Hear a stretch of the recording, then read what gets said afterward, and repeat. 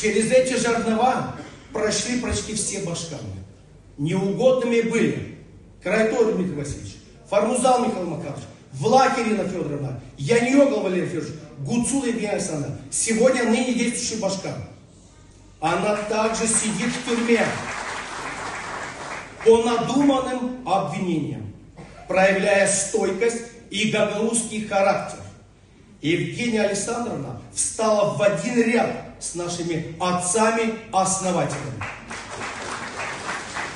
И выйдет она из тюрьмы героем гагаузского народа.